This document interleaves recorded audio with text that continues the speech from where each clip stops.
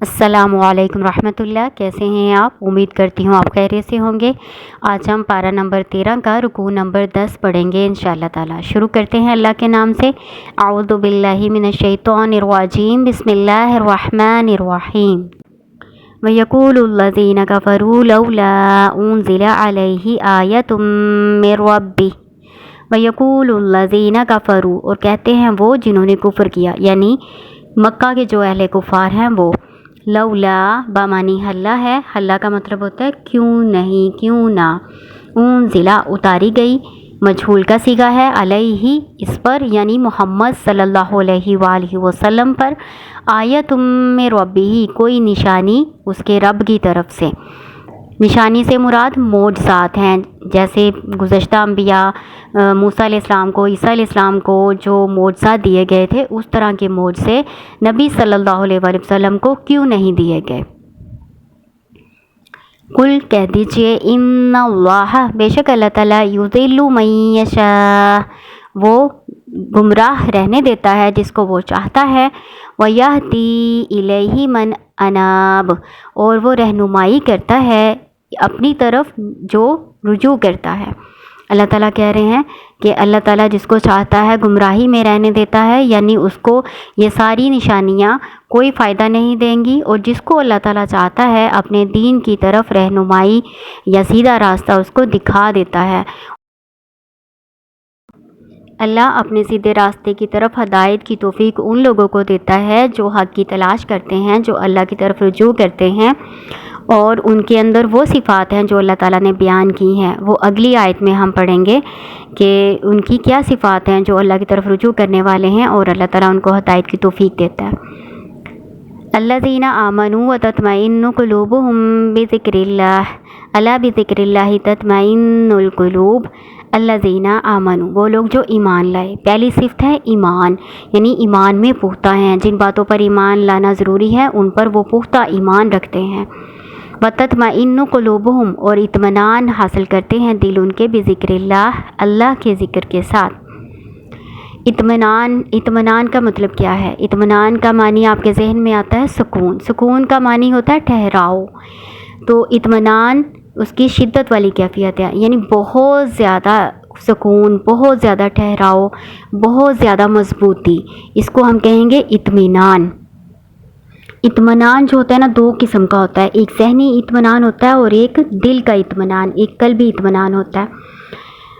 جو ذہنی طور پر اطمینان ہے نا وہ کس طرح سے حاصل ہوتا ہے کہ ہم حق بات پر جم جائیں، یعنی ہمارا عقیدہ مضبوط ہو، شک و شبہات کی گنجائش نہ ہو، بلکہ پختہ یقین ہو کہ ہم جس دین پر ہیں وہ سچا ہے، ہمیں کیا کرنا ہے، ہمیں کیا نہیں کرنا، ساری باتیں ہمارے سامنے واضح ہوں، تو اس طرح ہمیں ذہنی طور پر سکون حاصل ہوتا ہے، اس کو ذہنی اطمینان کہتے ہیں۔ اس کے علاوہ قلبی اطمینان ہوتا ہے۔ قلبی اطمینان کیا ہوتا ہے کہ کسی قسم کا کوئی خوف نہ ہو، کوئی غم نہ ہو، اللہ تعالیٰ کی رضا پہ راضی ہو، یعنی دل سے اللہ کی رضا پہ راضی ہو۔ کوئی چیز آپ کو ملی ہے تب بھی خوش ہیں آپ، کوئی چیز آپ کو نہیں ملی آپ تب بھی راضی ہیں، دونوں صورتوں میں آپ اللہ تعالیٰ سے بالکل راضی ہیں، آپ کا دل مطمئن ہے، تو اس طرح سے آپ کو قلبی سکون حاصل ہوگا۔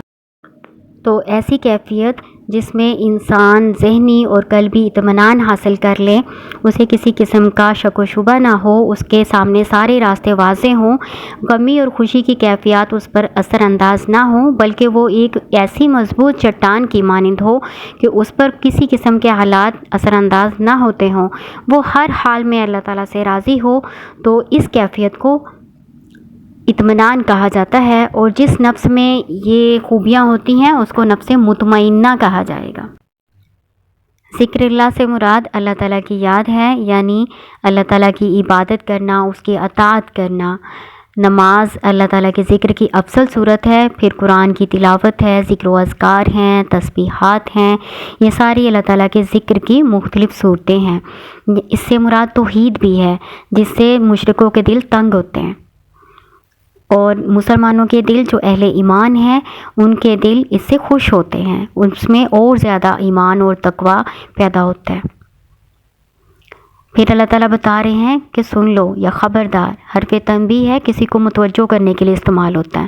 اللہ تعالیٰ متوجہ کر کے مسلمانوں کو کہہ رہے ہیں کہ سن لو، اللہ کے ذکر کے ساتھ ہی دلوں کو اطمینان ہوتا ہے، یعنی دلوں کا اطمینان، قلبی سکون جو ہے وہ اللہ کے ذکر میں ہی ہے۔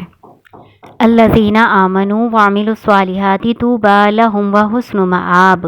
الذین آمنوا وعملوا الصالحات، وہ لوگ جو ایمان لائے اور عمل کیے نیک، طوبی لہم، ان کے لیے طوبہ ہے یعنی خوشحالی ہے، وحسن مآب، اور اچھا ٹھکانہ ہے۔ طوبہ طیب سے مصدر ہے اور اس کے مختلف معنی بیان کیے گئے ہیں۔ طیب کا مطلب ہوتا ہے پاکیزہ، اس کے علاوہ خیر، بھلائی، حسنہ، جنت میں اچھا مقام اور جنت کی ساری نعمتیں طوبہ کہلاتی ہیں۔ اس کے علاوہ طوبہ کا مطلب خوشحالی بھی ہے، خوشخبری بھی ہے، اور جنت میں ایک درخت ہے جس کا گھنا سایہ ہے، جس کے سائے میں کوئی سوار اگر 100 سال بھی چلے تو اسے طے نہ کر سکے گا۔ كذلك أرسلناك في أمة قد خلت من قبلها أمم لتتلو عليهم الذي أوحينا إليك وهم يكفرون بالرحمن۔ كذلك، اسی طرح سے، أرسلناك، ہم نے بھیجا آپ کو، فی امتن، ایک امت میں، قد خلت من قبلها امم، تحقیق یا بلا شبہ گزر چکی اس سے پہلے امتیں، امت کی جمع امم ہے، لتتلوا، تاکہ آپ پڑھیں، علیہم، ان پر، الذی، وہ جو، اوحینا، ہم نے وحی کی، الیکا، آپ کی طرف، وہم یکفرون بالرحمن، اور وہ انکار کرتے ہیں رحمان کا۔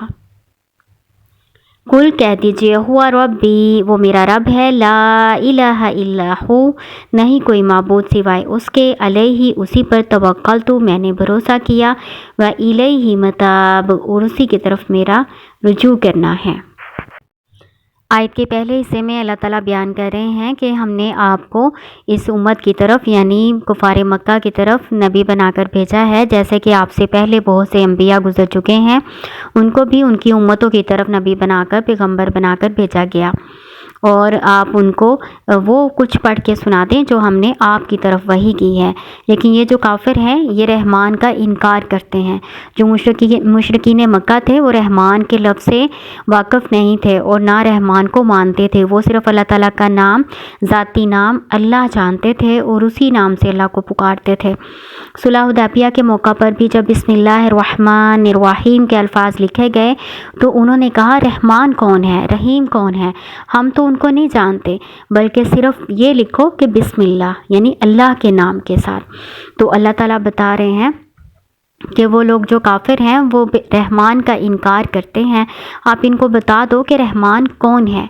آگے اللہ تعالیٰ بتا رہے ہیں کہ ان کو بتاؤ کہ رحمان میرا رب ہے، اس کے سوا کوئی معبود نہیں، یعنی رحمان اور رحیم بھی اللہ تعالیٰ کے نام ہی ہیں جو اس کی صفات کو ظاہر کرتے ہیں، اور میں نے اسی پر توکل کیا، بھروسہ کیا، اور اسی کی طرف میرا رجوع کرنا ہے۔